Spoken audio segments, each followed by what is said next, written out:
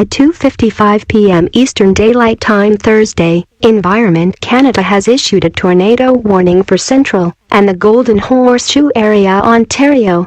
Extra care and attention should be exercised in and around the following localities: York Region, Innisfil, New Tecumseth and Angus.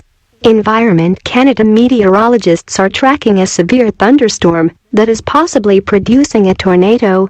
Damaging winds, large hail and locally intense rainfall are also possible. Take cover immediately if threatening weather approaches. Please consult local media for more information.